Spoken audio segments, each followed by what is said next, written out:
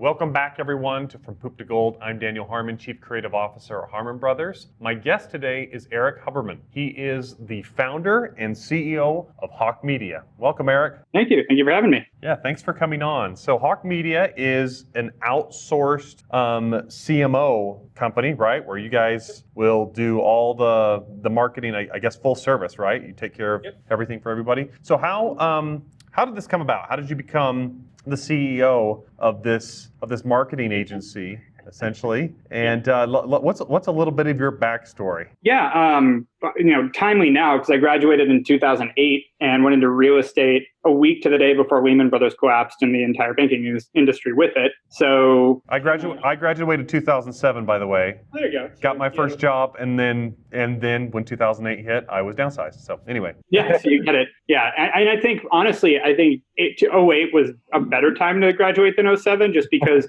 I didn't know any different. So I was like, all right, well, this all sucks, but I didn't have anything to compare it to. So I thought maybe just coming out of college sucks. And like when Lehman Brothers collapsed, I get that nobody knew what it meant, but like I really didn't know. I had never heard of Lehman Brothers. So that was me. I was reading the headline. I was like, everyone says this is a big deal. Yeah. But I'm like, but they're not Wells Fargo. I don't know what's going on, Exactly, yeah.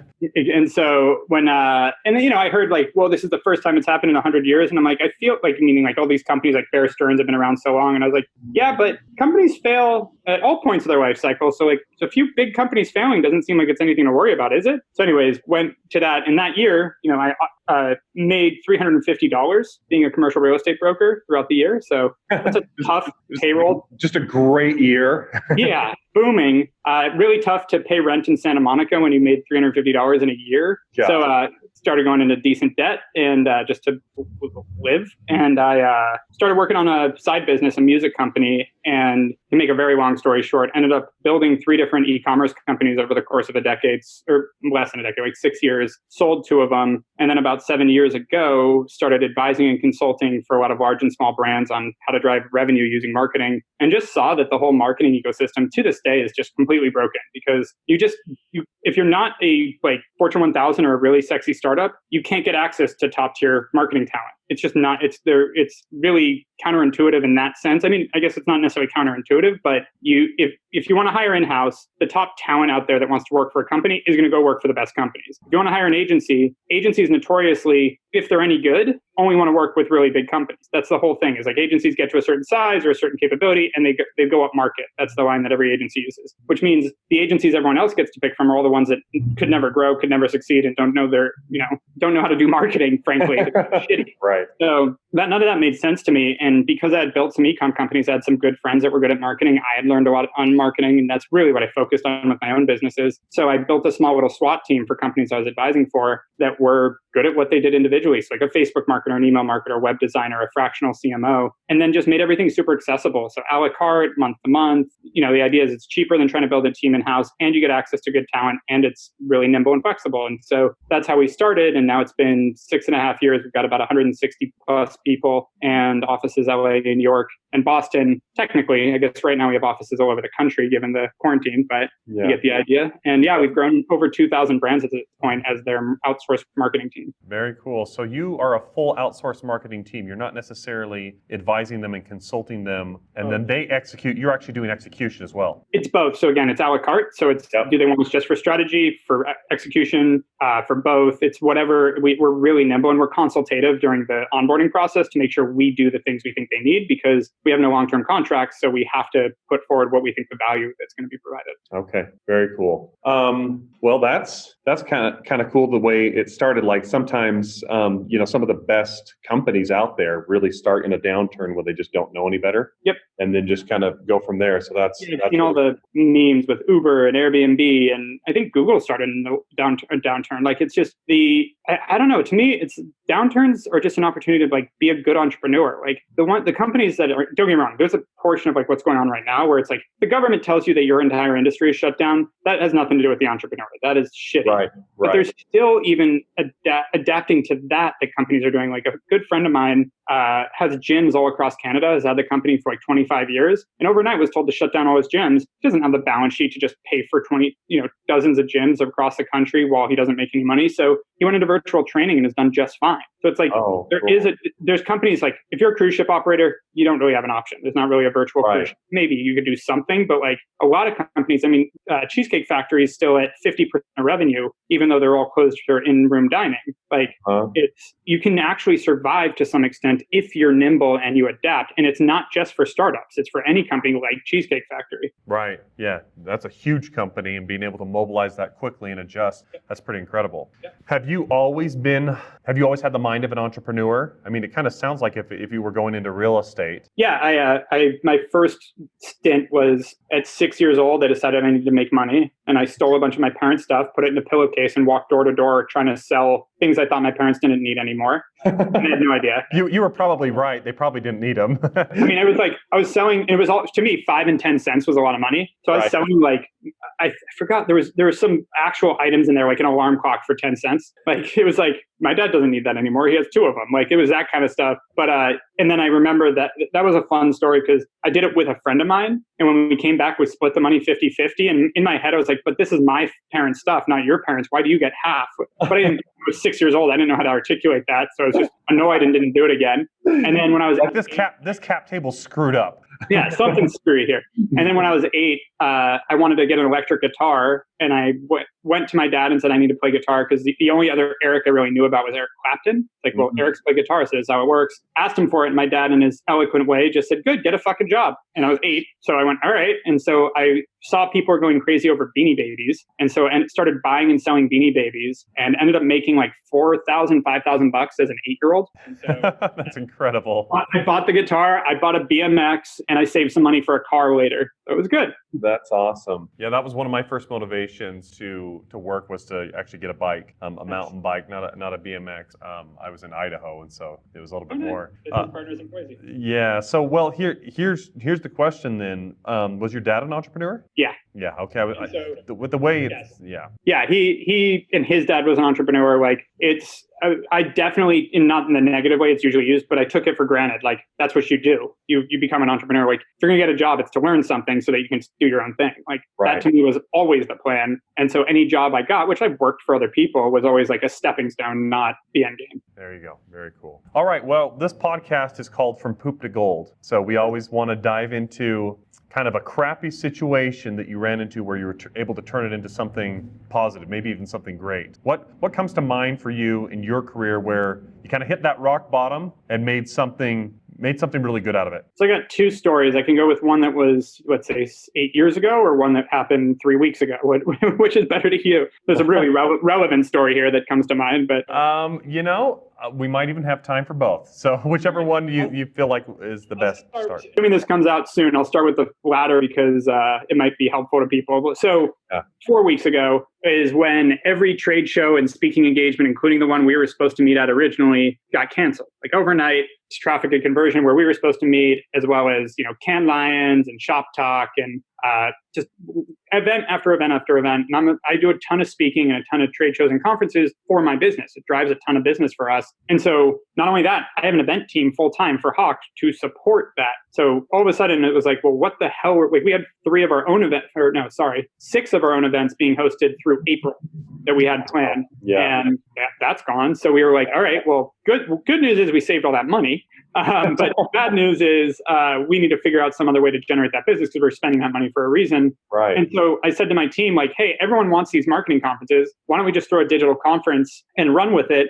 And like, let's do some online events, get some cool speakers, and do like a whole day of like, we do an annual event in October called Hawke Fest. And it's basically for brand owners. We get about 600 brand owners out and have like them teach each other. So we have like, the founders of FabFitFun have spoken, and Honest Company and Dollar Shave Club and all these different cool brands that we have talk about their expertise. So like, we try to pick like very specifics that company's really good at and have them teach other brand owners about it. So I'm like, why don't we do something like that? 1 week later, the country declared a national emergency and everything got shut down. And so my team had started working on it with an internal title, Quarantine Conference. And I was like, that's perfect. Call it that. They're like, won't we offend anyone? I'm like, don't put a gas mask on the logo, but like, let's be real. We're quarantined. That is what's happening. So having a quarantine conference, but I think now, like that weekend when I like sent my team home and the national emergency and all that, was it was like one of the more stressful weekends of my life. Like I was definitely panicked, couldn't sleep, had no idea if I was coming in. We're a month-to-month agency. I had no idea if I was coming in Monday, and my entire business was gone.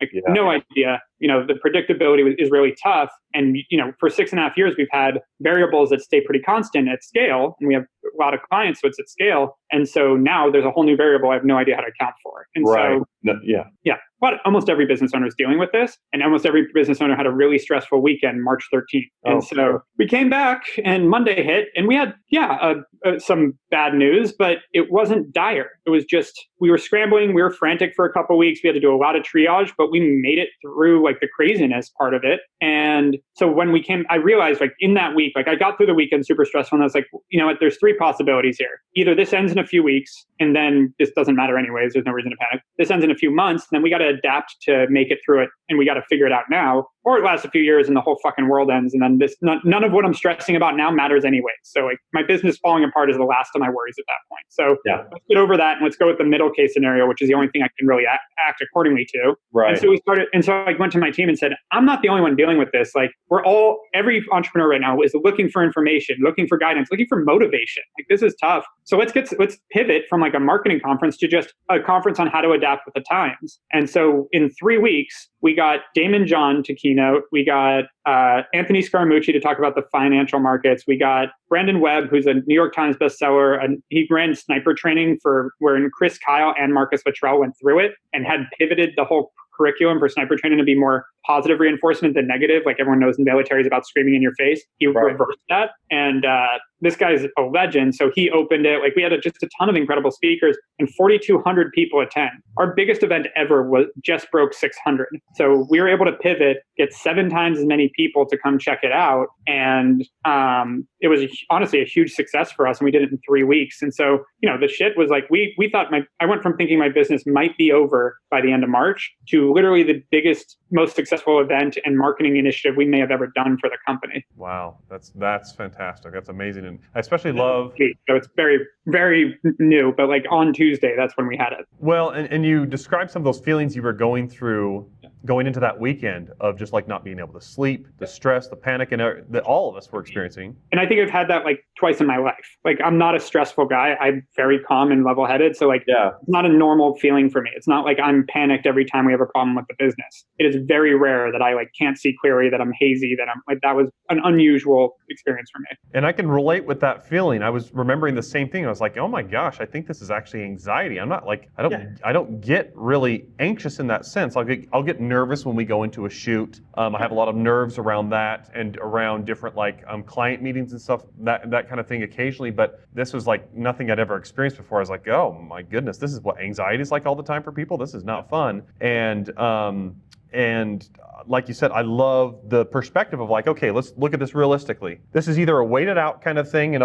like we're just going to suck it up for 3 weeks and it's going to be over, or it's going to be there in between where, okay, we've got to make some real adjustments because this is going to go like 3 months, or this is a very worst case scenario in which case none of this matters. I like how you compartmentalized it in order to make the decision on what you could actually control. Yeah, and we have a pretty big habit of that at Hawke, is like simplify the problem, get down to the core of it, just make the decision. Like, it's easy to overcomplicate things. It's easy to, and a lot of times things are complicated, but you got to simplify them and just make a decision on the bigger picture because there's not enough time to work through the details a lot of the time. Love that. Awesome. Okay, so let's talk a little bit of marketing then. Yep. What are some big mistakes you see people make, not just right now, because obviously right now is going to change. It's not going to be the norm forever. We might be dealing with a new normal, but we don't know exactly what that looks like. But what are some of the biggest marketing mistakes you see people making right now? Yeah, so right now it's actually, and it is relevant in general, is cutting off marketing when you're panicked or you think something's not working. It's cutting off your oxygen when you think you're sick.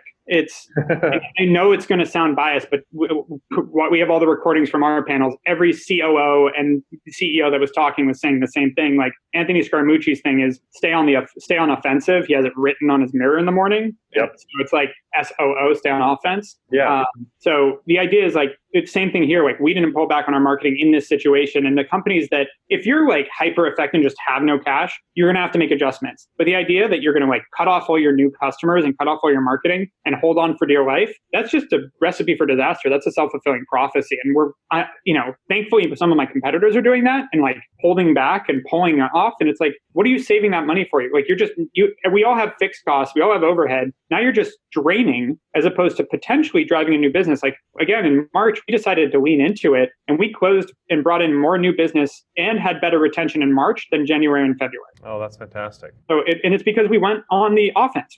Our client success dove in with every company. I got on any company that was actually like really getting impacted. I jumped on the phone personally and walked through like what they could be doing. Had nothing to do with saving them. We lost some clients that were impacted. Like a car wash should not be paying us for marketing right now.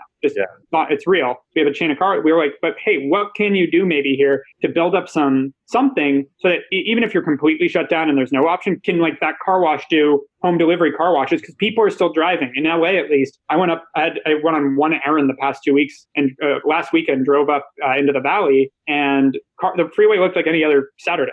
It wasn't, which is rough to say, but the point is people are using their cars. If you had a car wash delivery and were wearing a mask, they'd probably be down to let you wash their car outside in their driveway.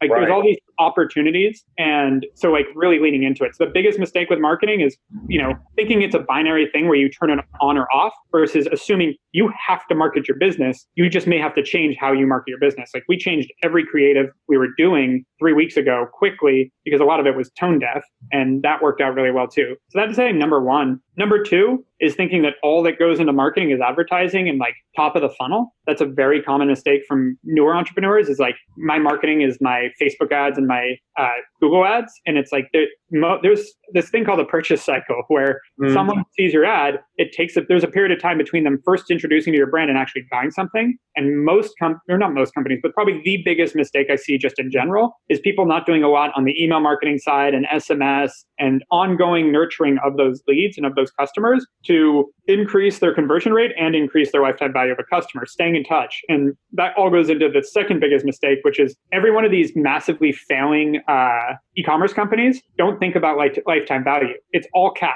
And so like Casper, which, I like those guys a lot, but like they launched a mattress. How many times in your lifetime do you buy a mattress? So like the cost to acquire that customer versus how you could actually drive revenue from it. Like it just wasn't in their model, and it took them a long time to launch any other products. And the second product they launched was a dog bed. So it's like, it's the same thing with Dollar Shave Club, which also has never made a profit. They launched razors and then they went with butt wipes. It's like, do you really think that was what's going to drive the value of your customer up? And it's like, they were both marketing focused and there were really cool press hits from that, but it didn't make them any more real money. So it's that kind of stuff that like, you really have to think about your merchandising and the way that you bring customers back and you get ongoing revenue, because acquiring a customer is really expensive. Keeping a customer is not. It's more actions than it is expense. That lifetime value is huge. And I love what you're saying about staying on the offensive. When you watch a basketball game or a football game, you can always see when that team has got the lead and they're just playing not to lose, as opposed to just like, let's just put these guys out of their misery right now,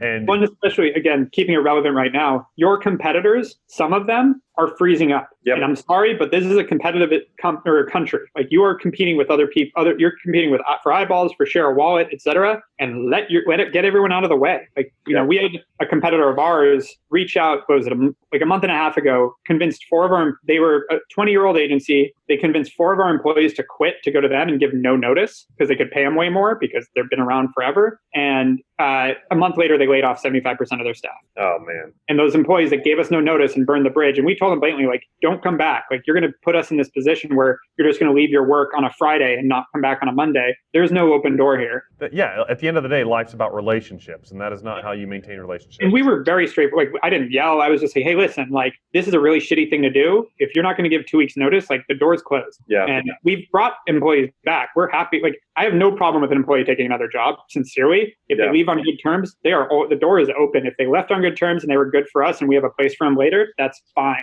It's more, but if you leave on bad terms, never again. Yeah, that's awesome. I could talk to you all day about this kind of stuff, Erik. I love how your mind works about this. So, where are you based, by the way? We're in Utah. we're just a little south of Salt Lake. Yep. Whereabouts? Provo. It's nice, right next to a couple of colleges here, BYU and Utah. I've been to Provo. We almost bought an agency down there. Oh yeah. Yeah. Very cool. Okay, so let me ask a little bit about some of your I think you're a creative thinker from the sounds of things. I love all things creative, and I know you kind of describe yourself as a storyteller. Where do you find your creative flow? How do you go about getting your ideas and thinking kind of with a vision? You mean for client work? I guess what? Just in general for your business and when you're solving problems for clients, you name it. Yeah, I think I've honestly never answered a question like this. So I honestly think I don't really have a filter on it. And so just like I'm talking right now, I just go for it with anything. Like I don't really worry about sounding dumb or coming up with a bad idea. I just go for it. And like stream of consciousness doesn't really come hard to me. So like I'm literally saying it right now. So like I think it's just when someone asks me a question, my head starts, I'm a logical thinker almost more than a creative thinker in a weird way, where like one thing leads to another kind of thing in my head. So I'm the typical, like my wife even says it, my friends say it, like they love how my mind works because we'll be sitting there and I'll just say something random, not the only one, but I'll talk like something random and then I'll explain, no, that happened because that person said this and then this happened and then I thought about this time that this happened and went to that and so then teddy bears popped into my head. So I kind of let that play out when it comes to business too, where it's like same thing with like the quarantine conference was like, oh, I can't go to conferences anymore. I can't travel, period. What solves that problem? Well, we could kind of go digital, but we still have to have like networking too. So what could we do for networking? Oh, Slack could work for that. And it's just like really micro problem solving constantly. Then all of a sudden you end up with this bigger picture thing that solves a bunch of little problems. Yeah, I love that. Well, particularly, I like this concept of remove your filter. For a lot of people, like myself, the filter is the kind of the second guessing filter. Oh, here's this idea, but that might not work out because of this, or what'll people think if that's wrong, or that kind of thing. And I love that you just don't really think in those terms. Like that is a true entrepreneurship mind of it's not like, so I've got a little bit more of the artist mind where it's the imposter syndrome of always just being like, oh, you're not good enough and stuff. You're just like, no, let's just get some stuff done. I like that. Example of that. So, and we're still working on it. So I'm not promising this happening, but we're trying to throw a comedy show in the beginning of May, a digital comedy show. Yeah. And working on a few things. I called one of my friends that manages a bunch of comedians and told him like, I want to do a Zoom comedy show. So I'm kind of got to figure it out. And so perfect example, he's like, well, comedians need laughter. They need play with the audience. That doesn't really work on Zoom. And my response is, yeah, we can solve that problem. Like that's, I guess, how like, I don't shut things down because there is a problem. It's like, okay, so we have to solve the audience problem. That doesn't mean the comedy show is broken. That's the problem. And so it's about narrowing, simplifying it. Because, well, let's figure out an audience thing. Like, let's have 100 people allowed to talk, or let's open it up in Slack so they can see all the written comments so it's not too noisy, or whatever it is. I'm sure there's a way to fix that. Yeah. Chunk it up, solve it one little piece at a time, get there step by step. Love it. Exactly.